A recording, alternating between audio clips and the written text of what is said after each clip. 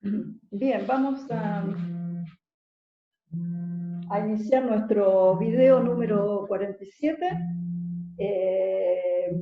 Vamos a continuar con los comentarios, el análisis del trabajo del capítulo 4 del libro de Diego Rubensal sobre el Estado.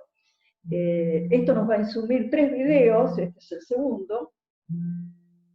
Son muchos y muy importantes los temas y es extremadamente es inevitable que lean este capítulo porque Diego Rubensal hace un análisis continuamente vinculando aspectos jurídicos con aspectos económicos y aspectos históricos.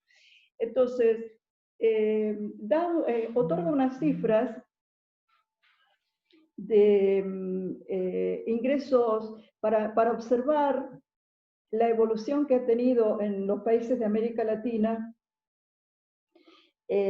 cómo han aumentado los ingresos tributarios en porcentaje del Producto Bruto Interno. Fíjense ustedes que en Argentina, en el año 1990, los ingresos tributarios eran 16% del PIB, en el año 2012, 37%. Obviamente esto se debe haber modificado, pero Argentina aparece junto con Brasil como las economías de América Latina que tienen, y Uruguay también, tienen un importante, la recaudación tributaria, los ingresos del Estado tienen los ingresos tributarios del Estado ocupan un porcentaje significativo del PIB.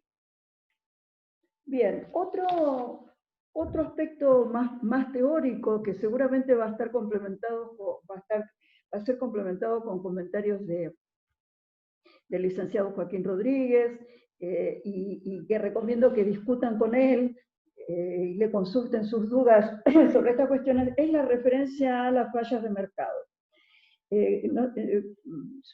Ubiquémonos de nuevo en el razonamiento de la economía ortodoxa marginalista, que supone que el mercado lo que hace funcionar la economía es el sector privado, las negociaciones privadas organizadas a través del mercado. Sí, no hemos profundizado en el tema, pero el mercado se puede organizar, tiene diversas formas de organización, no existe un solo modelo de mercado. Y un elemento muy significativo para entender los distintos tipos de mercado y el impacto que tiene la estructura de los mercados en el funcionamiento de la economía, es lo que se denomina el grado o nivel de competencia que cada mercado estructura. ¿Qué significa esto? El término mercado está asociado, no es un término fijo, está asociado a un determinado producto. Mejor dicho, a un determinado bien, sea producto o no, una mercancía. ¿No? Una mercancía. Esa mercancía define el mercado, es decir, podemos tener el mercado de automóviles, el mercado de gas natural, el mercado del petróleo, el mercado de determinados medicamentos. Como ustedes podrán observar, es un concepto bastante elástico porque se puede, como todos los conceptos, se puede aplicar en diferentes dimensiones. Ahora, hay un tema muy importante. ¿Cómo se compone la oferta? Es decir, ¿quiénes producen? ¿Qué empresas? ¿Cuántas y con qué características producen las mercancías que son ofrecidas en este mercado? ¿Por qué este punto es importante? Porque, entre otras cosas, la situación del mercado y los resultados sobre la economía cambian significativamente si son muchas y similares las empresas que producen una determinada mercancía, en un extremo, o si, supongamos, hay un único y solo productor de determinada mercancía. Esto es lo que en términos técnicos se conoce como una situación de competencia perfecta en un extremo, que sería la competencia perfecta, una situación con determinadas características que en definitiva lo que resulta en una igualdad en términos del poder relativo de cada uno de los productores de determinada mercancía. ¿Qué quiere decir esto? Ninguno de los productores de la mercancía tiene un poder suficiente como para controlar el mercado. Esto tiene que ver con la cantidad, no solamente con la cantidad relativa, no es un tema de cantidad absoluta de productores, sino también de transparencia y información, posibilidades de acceso iguales a la tecnología. Es decir, pero en definitiva, el ideal de la competencia perfecta sería que ninguno de los que producen una mercancía tienen mayor poder que otros productores para controlar el mercado y obviamente poder fijar el precio. En el otro extremo estaría el caso monopólico, que digamos, es un mercado muy particular porque es un mercado donde no hay competencia, digamos. Por diferentes razones, la producción de una determinada mercancía y la oferta de esa mercancía está concentrada, muy concentrada en una sola empresa. Hay situaciones intermedias con distintas combinaciones cuyo análisis, si podemos, vamos a ir avanzando. Ahora, el caso del... la economía neoclásica marginalista asume, reconoce estas diferencias, estas distintas estructuras de mercado, hay muchísima literatura, y los resultados para los consumidores, para la fijación de precios, son totalmente distintos dependiendo del grado de competencia o el nivel de competencia que haya en los mercados. Ahora, ¿por qué esta cuestión aparece con tanta importancia en este momento? Porque la legislación y el control del Estado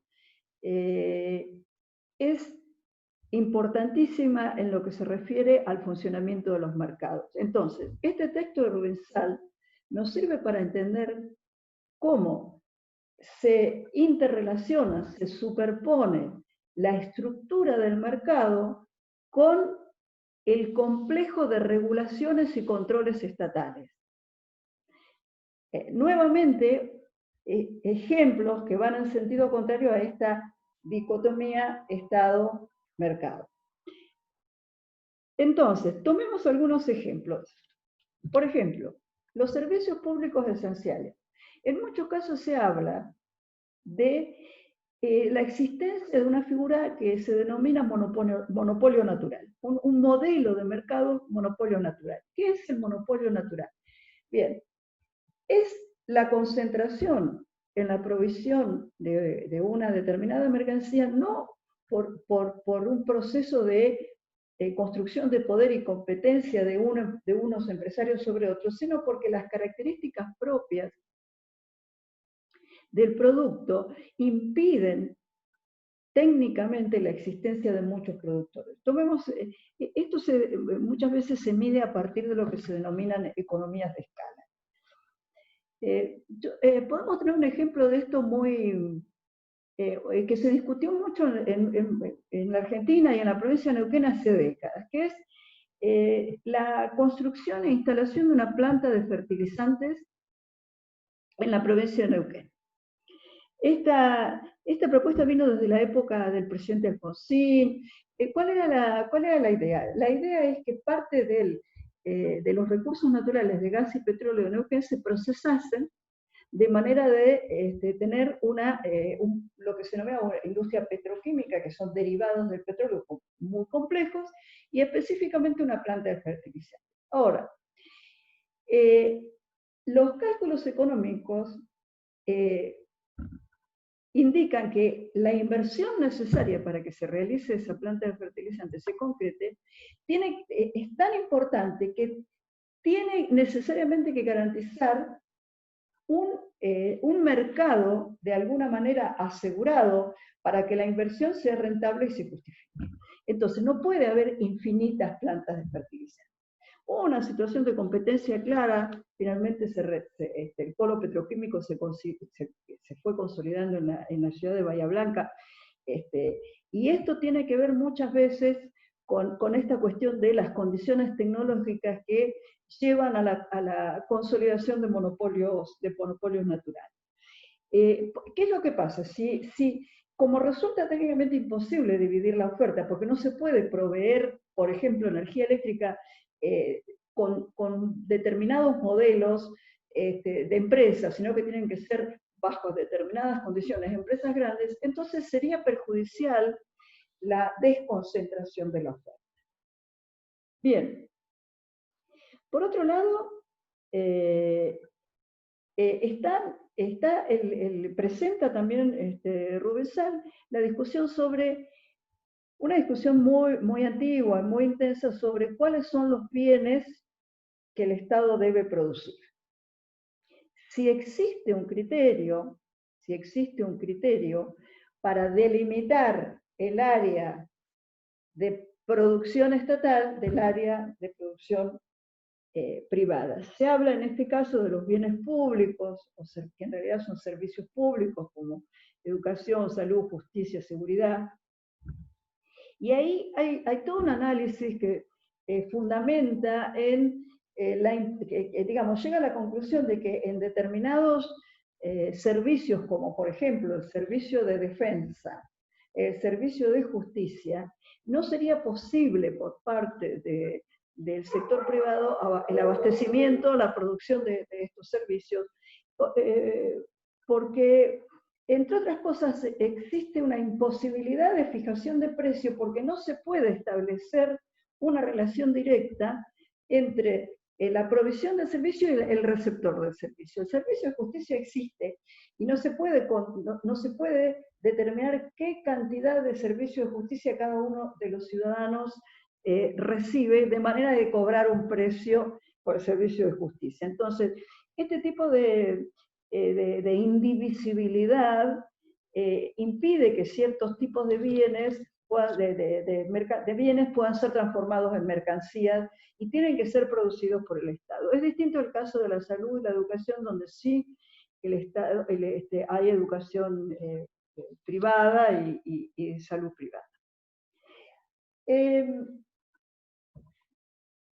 Hay otra cuestión muy importante que Rubensal la señala de una manera sintética, pero que daría para hablar mucho, vamos a ver en qué medida lo podemos ir desarrollando, que es la visión del sistema, incluso desde una perspectiva de los mercados, la visión de los mercados como una sumatoria de empresas individuales que toma cada una sus propias decisiones en términos de costos-beneficios, tratando de hacer máxima su utilidad. Esa sería la figura de la empresa con la que trabaja el pensamiento ortodoxo. La empresa es una unidad de producción individual que tiene un objetivo muy claro, que es maximizar su beneficio, y el beneficio es la diferencia entre lo que recauda vendiendo y los costos que tiene que pagar. Ahora, hay otras visiones en la economía, incluso dentro, en una amplia gama de autores, que reniegan de esta visión, le quitan validez a esta visión, porque entienden que el entramado empresario es un sistema cuya evolución es conjunta. De manera que las condiciones en las que se desenvuelve cada empresa individual no son abstractas, no se pueden definir haciendo abstracción de lo que hacen las otras empresas, sino que son una consecuencia del comportamiento general del sistema. Y hay un concepto que se menciona en el texto y que es importante, que es el concepto de economías y deseconomías externas. Me parece que conviene que ustedes lo registren porque se aplica en planos muy importantes de lo jurídico. ¿Qué sucede? Así como el accionar de una empresa puede beneficiar al entramado empresarial, es decir, en la medida que una actividad económica crece, lo que una empresa hace beneficia a las demás, de manera que una empresa se ve beneficiada por la evolución de una determinada industria, de la rama industrial a la que pertenece, o de la economía en general. ¿Por qué? Porque tiene más clientes, tiene más proveedores. Entonces es una visión sistémica distinta a la visión neoclásica de la empresa representativa. Pero pensemos en sentido inverso, pensemos en las deseconomías de escala, que son perjuicios que causa el accionar empresarial al conjunto de la sociedad. Y acá nos encontramos con un ejemplo muy claro que tiene que ver con la cuestión ambiental. Si nosotros tratamos de encontrar ejemplos para esta discusión, podemos mirar todas las discusiones respecto de el impacto negativo en el ambiente de determinadas actividades, sobre todo las actividades de carácter extractivo. La minería, incluyendo la extracción de hidrocarburos, tiene importantes cuestionamientos por la detección de deseconomías externas. Un ejemplo, tenemos un profesor de la universidad que trabaja con registros virtuales de sismos y continuamente localiza sismos en la región de Rincón de los Sauces, en la provincia de Neuquén, en consecuencia de se los puede vincular con la actividad extractiva. Obviamente que ahí, si medimos la rentabilidad de la empresa extractiva, estamos dejando de percibir el impacto general que la actividad de la empresa ocasiona a la sociedad. Entonces es un tema en el que ustedes jurídicamente seguramente se van a ver involucrados. Por otro lado también hay que contemplar las economías externas en sentido positivo. Digamos, la instalación de la provisión de agua potable, la instalación de la calefacción, la posibilidad de calefacción por gas natural. Obviamente, más allá del cálculo empresarial de la empresa que produce y genera este servicio, están los indicadores claros del bienestar general, que incluso se pueden cuantificar, se pueden estimar, en cuanto al impacto positivo, general, diríamos, economías externas que la provisión de ese servicio genera en determinado espacio. Disminuyen las enfermedades, los casos de contaminación, la sanidad en el agua es favorable, etcétera, etcétera. Entonces, tenemos, ahí ustedes, ¿cuál es la idea? La idea es mostrar una dimensión de la intervención del Estado en la economía que no está pensado solamente en términos de control, sino en términos de el Estado como observador sistémico del funcionamiento de la sociedad.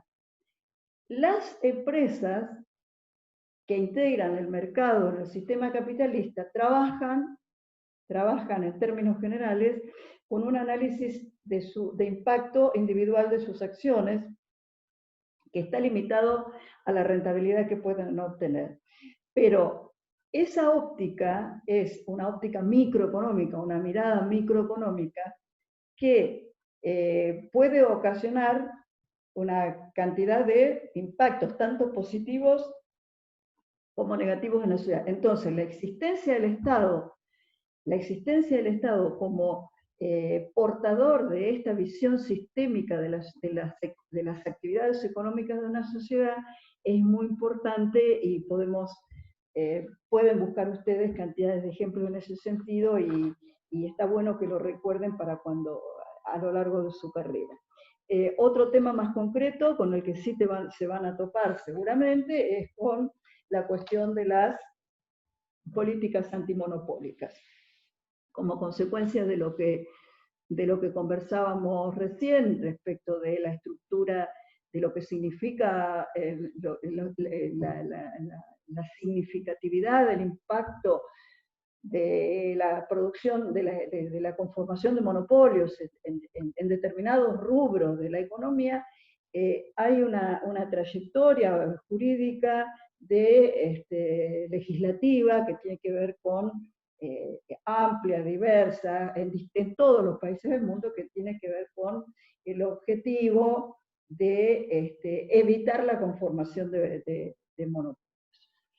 Por ejemplo, acá habla Rubén Sal, la Comisión Europea condenó a Microsoft en el año 2004 con una enorme multa en millones de euros por abuso de posición dominante en el mercado del sistema operativo.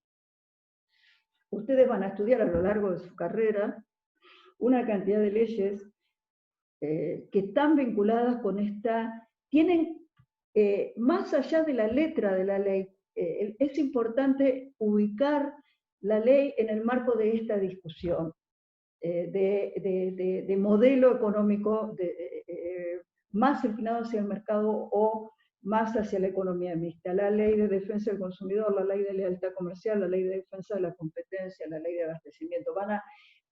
Pueden encontrar ustedes cantidades de leyes y van a indagar, y más allá de lo que diga cada artículo, lo importante es ubicar conceptualmente dentro de nuestro sistema económico y de cómo funciona la economía, cuál es el objetivo de esta legislación y cuál es el papel del Estado que está detrás de leyes como esta.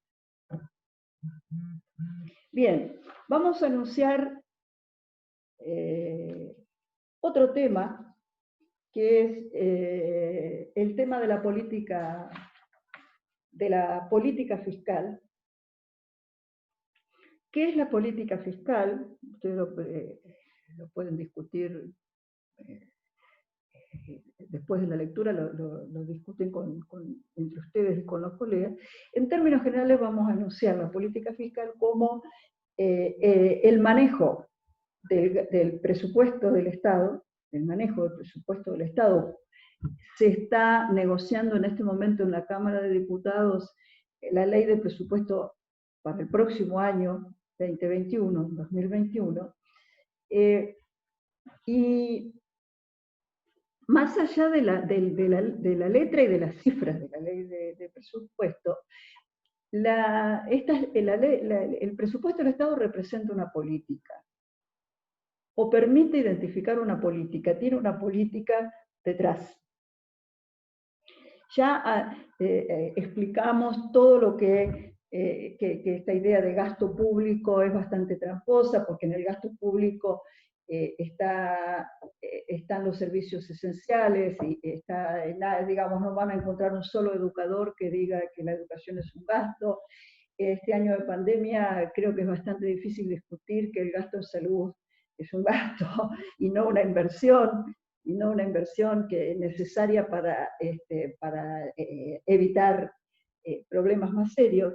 Pero más allá de las políticas que están implícitas en las leyes presupuestarias y en los detalles de estas leyes, la idea de la política, del manejo del presupuesto del Estado como regulador y estabilizador de la política macroeconómica. Y acá volvemos nuevamente en este punto que vamos a dejar abierto, volvemos nuevamente a Keynes. Tenemos que vincular esta idea que Keynes expresa de que el sistema capitalista tiene problemas en el corto plazo para generar un producto que ocupe la totalidad de los recursos, que implique pleno empleo, viene de la mano de la aplicación de la política fiscal en términos de inversión pública, como hemos relatado en el video anterior. Pusimos el ejemplo del New Deal en Estados Unidos, y la política fiscal es precisamente el manejo del gasto y los ingresos del Estado con un objetivo no recaudatorio, y este es el punto principal que queremos enunciar. No se trata de manejar el presupuesto del Estado con un objetivo puramente de equilibrio o de financiamiento. Esto no es así, lo vamos a ir desarrollando, sino un objetivo más general de estimular el funcionamiento de la economía y conseguir determinados objetivos, como puede ser el pleno empleo de los recursos, la estabilidad de precios y una cierta tasa de crecimiento. Entonces, el manejo del presupuesto del Estado, más allá de una cuestión jurídica, de una ley que se aprueba en las cámaras, tiene que ver y debe ser analizado estrictamente en su dimensión económica y política, porque mucha o la gran parte de la economía de todos los habitantes de un país depende de la corrección y el impacto de la política fiscal.